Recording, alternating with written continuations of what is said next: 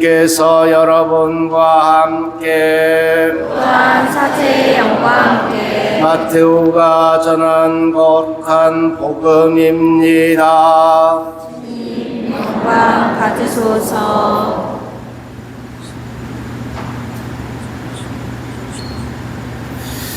그때 예수님께서 비유를 들어 군중에게 말씀하셨다. 하늘나라는 자기 밭에 좋은 씨를 뿌리는 사람에 비길 수 있다. 사람들이 자는 동안에 그의 원수가 와서 밀 가운데 가라지를 덧뿌리고 갔다. 줄기가 나서 열매를 맺을 때에 가라지들도 드러났다. 그래서 종들이 집주인에게 가서 주인님, 밭에 좋은 씨를 뿌리지 않았습니까? 그런데 가라지는 어디서 생겼습니까? 하고 묻자 원수가 그렇게 하였구나 하고 집주인이 말하였다. 종들이 그러면 저희가 가서 그것을 거두어 낼까요? 하고 묻자 그는 이렇게 일렀다. 아니다. 너희가 가라지들을 거두어 내다가 밀까지 함께 뽑을지도 모른다. 수확 때까지 둘 다 함께 자라도록 내버려 두어라. 수확 때에 내가 일꾼들에게 먼저 가라지를 거두어서 단으로 묶고 태워버리고 밀은 내 곡간으로 모아들이라고 하겠다. 예수님께서는 또 다른 비유를 들어 그들에게 말씀하셨다. 하늘나라는 겨자씨와 같다. 어떤 사람이 그것을 가져다가 자기 밭에 뿌렸다. 겨자씨는 어떤 씨앗보다도 작지만 자라면 그 어떤 풀보다도 커져 나무가 되고 하늘의 새들이 와서 그 가지에 깃들인다. 예수님께서 또 다른 비유를 그들에게 말씀하셨다. 하늘나라는 누룩과 같다. 어떤 여자가 그것을 가져다가 밀가루 서말 속에 집어넣었더니 마침내 온통 부풀어 올랐다. 예수님께서는 군중에게 이 모든 것을 비유로 말씀하시고 비유를 들지 않고는 그들에게 아무것도 말씀하지 않으셨다. 예언자를 통하여 나는 입을 열어 비유로 말하리라. 세상 창조 때부터 숨겨진 것을 드러내리라 하신 말씀이 이루어지려고 그리 된 것이다. 그 뒤에 예수님께서 군중을 떠나 집으로 가셨다. 그러자 제자들이 그분께 다가와 밭의 가라지 비유를 저희에게 설명해 주십시오 하고 청하였다. 예수님께서 이렇게 이르셨다. 좋은 씨를 뿌리는 이는 사람의 아들이고 밭은 세상이다. 그리고 좋은 씨는 하늘나라의 자녀들이고 가라지들은 악한 자의 자녀들이며 가라지를 뿌린 원수는 악마다. 그리고 수확 때는 세상 종말이고 일꾼들은 천사들이다. 그러므로 가라지를 거두어 불에 태우듯이 세상 종말에도 그렇게 될 것이다. 사람의 아들이 자기 천사들을 보낼 터인데 그들은 그의 나라에서 남을 죄짓게 하는 모든 자들과 불의를 저지르는 자들을 거두어 불구덩이에 던져버릴 것이다.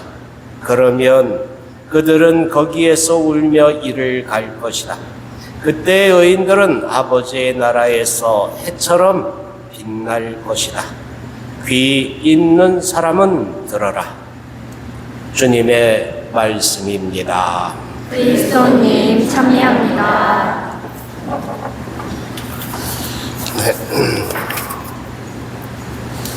네, 우리가 지난주에 마테오복음 13장을 시작하면서 하느님 나라에 대한 비유 7가지가 13장에 나온다고 말씀을 드렸고 첫 번째에 씨 뿌리는 사람에 대한 비유를 지난 주일에 들었고 오늘 이제 그와 함께 연동되는 가라지에 대한 비유가 우리들 복음으로 들려졌습니다. 씨 뿌리는 사람, 가라지, 또 겨자씨, 누룩 이러한 비유들이 계속해서 우리들에게 들려지는데 오늘 복음도 예수님이 그에 대한 설명을 해설을 덧붙여 줍니다. 제자들에게 이러한 부분들을 덧붙여 주고 있기 때문에 굳이 이에 대한 덧붙임이 더 필요하지 않을 거라고 생각하는데, 어쨌든 이 가라지, 자기 밭에 좋은 씨를 뿌리는 어떤 사람이 있었는데, 사람들이 자는 동안에 그의 원수가 와서 밀 가운데 가라지를 덧뿌리고 갔다는 그 내용을 우리는 들었습니다. 가라지와 하느님 나라, 천국과는 어떤 연관성이 있을까 생각해 봐요. 그런데 좀 더 정확하게 이야기하면 하느님 나라보다는 그 하느님 나라의 주인이신 하느님은 어떤 분이신가에 대한 내용이라고 봐야 되지 않을까 싶어요. 가라지는 자라는 동안에 밀과 비슷해서 분간하기 매우 어려운 그런 식물이죠. 밀과 같은 계절에 열매 맺기 때문에 추수 때 곡식기에 썩기 굉장히 쉽습니다. 하지만 이제 그 맛이 이 밀하고는 달라서 이게 쓴맛이 난다고 그래요. 그래서 이 쓴맛 때문에 밀의 그 맛을 훼손한다고 해서 이렇게 이제 독보리, 이 밀하고 보리하고 생김새가 비슷한데 쓴맛이 난다고, 밀의 맛을 망쳐먹는다고 해서 독보리라고 이렇게 부른다고 합니다. 복음에는 이런 밀의 품질을 떨어뜨리는 가라지가 자라나고 있는데 왜 굳이 그 가라지를 뽑지 않는가에 대한 물음을 이 종들이 하고 있습니다. 사실 좋은 것도 있고 나쁜 것도 있는데 그 나쁜 것들을 제거하는 것, 이에 대한 유혹을 우리는 늘 받죠. 그것을 없애버리면 더 순도 높은 것을 얻을 수 있고 좋을 텐데, 이런 생각을 늘 가지고 있습니다. 밀이 긍정적인 것이라고 한다면 이 가라지는 분명히 부정적인 것이다. 그러니까 긍정적인 것도 있고 부정적인 것도 함께 자란다. 이것을 왜 그냥 지켜보고 있느냐 하는 그런 물음을 우리들도 가질 수가 있잖아요. 우리 공동체에서, 우리 가정에서도 그럴 수도 있고, 또 근데 이뿐만 아니라 우리들 안에도 그렇죠. 우리들 마음 안에도 좋은 마음이 있고 나쁜 마음이 함께 자라요. 우리들 마음 안에 그 나쁜 마음들을 쏙 빼버리면 좋은데 그게 조미절 쉽지가 않아요. 그런데도 하느님은, 거기에 주인이신 하느님은 그럼에도 불구하고 기다려주신다. 회개할 기회를 주시는 것이죠. 오늘 우리가 들었던 첫 번째 독서도 이에 대해서 말씀하고 계십니다.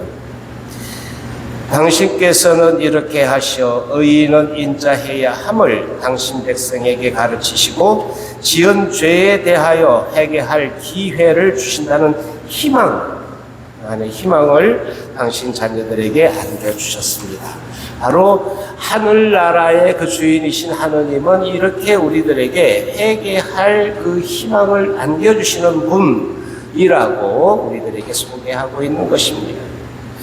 그러니까 우리들이 살고 있는 현실 안에서조차도 꼭 부정적인 것, 긍정적인 것, 이것이 함께 있는 것이 꼭 나쁜 것만은 아니다. 이제 이런 이야기도 합니다. 건강한 스트레스, 건강한 긴장이라고도 표현을 하는데, 이 말이 서로 반대되는 말이에요. 그러니까 건강한 스트레스가 어디 있어요? 스트레스는 스트레스지. 그런데 정신 건강에 대한 부분들을 이야기하는 사람들도 건강한 어떤 적당한 긴장은 오히려 우리들을 더 발전하게 만드는 것이 된다, 자극이 된다, 이렇게 이야기를 해요. 그러니까 모든 형태의 부정적인 어떤 것이 꼭 나쁜 것만은 아니더라. 적당한 긴장이 우리들을 좀 더 우리답게 만들어주고 더 순도 높은 우리에게로 나가게 만들어 자극이 된다는 것이죠. 이러한 부분들을 우리가 생각해 보면 좋겠다. 하느님이 왜 가라지와 밀을 함께 자라도록 하셨는지, 아니 이건 이제 선악이라는 그런 차원에서 바라보면 왜 그 악을 허용하셨는지를 우리가 지켜볼 필요가 있잖아요. 하느님은 분명히 선하신 것, 우리 이 세상을 만드시고 정말 보기 좋다라고 당신이 감탄한 그것을 만드셨는데 왜 어느새 그 악이 이 세상 안에 들어왔는가에 대한 근원적인 물음을 그 안에 던질 수도 있다. 성스럽고 그 선한 것이 우리들에게 좋은 것이라는 것을 다 알고 있습니다. 그런데도 속되고 악한 것이 우리 안에 있다는 것을 보면 화들짝 놀랄 수가 있어요. 어릴 때부터 우리들에게 주어졌던, 날 때부터 우리들에게 주어졌던 것은 분명히 선한 것은 좋은 것이고 거룩한 것인데 그 어느새 우리들에게 그 악한 것이 생겼을까? 오늘 복음 안에서는 악마가, 원수가 그랬다라고 이렇게 설명을 하고 계시죠.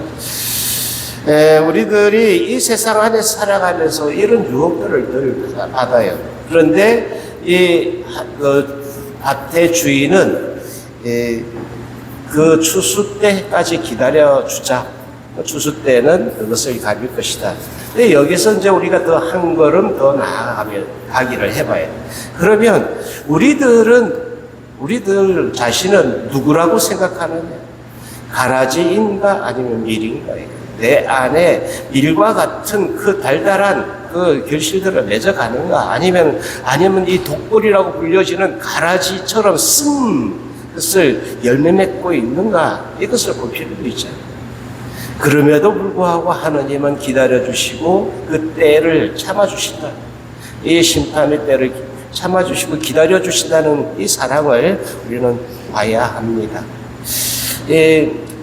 이런 생각도 하죠. 우리 성당 안에서도 우리 교회 안에서조차도 선하고 악하고 이걸 구분하고 싶고 또 판단하고 싶을 때가 있어요. 저 사람만 없었으면 참 좋을 텐데 또 저것만 치워버리면 좋을 텐데 이런 생각들을 쉽게 할 수 있다. 근데 그 정작 그 당사자가 나일 수도 있잖아요. 그런데 하느님은 그 모든 것에서 기다려주시고 변화해로 초대하고 계십니다. 그 기적 같은 일들이 우리들에게 일어나고 있다는 것이 바로 하느님 나라, 곧 하는 나라의 주인이신 하느님께서 우리와 함께 계시고 또 우리를 그렇게 기다리신다. 우리에게 그 자비를 베푸신다는 것을 기억했으면 좋겠습니다. 죽음의 수용소로부터 이제 빅터 프랭클이 소개하는 그 글 안에는 이렇게 이야기합니다. 정신 건강과 관련된 잘못된 개념 중 한 가지는 인간이 우선적으로 취해야 할 상태가 평형 혹은 생물학에서 이야기하는 항상성, 즉 긴장이 없는 상황이라는 믿음이다. 실제로 인간에게 필요한 것은 긴장이 없는 상태가 아니라 자유의지에 의해 선택한 가치 있는 목표를 추구하는 것이다. 그러니까 우리들에게 아주 멍한 상태로 평화를 누리는 것이 아니라 그러면 생생하게 살아갈 수 있는 어떤 부분의 그 긴장이 우리를 더 생생하게 살 수 있게 만드는 것이다. 이렇게 설명을 하고 있죠. 그러니까 우리들 삶에서 주어지는 어떤 스트레스들이 꼭 나쁜 거라고만 보지 말자. 우리를 우리다웠게 더 건강하게 나아가게 하는 그런 촉매제로 정도 이렇게 바라보면서 우리를 또 지켜봐주고 또 우리 안에서도 그렇게 봐주면 어떨까. 하느님은 그런 눈으로 우리를 지켜보시고 기다려주신다는 것을 기억했으면 좋겠습니다. 아멘.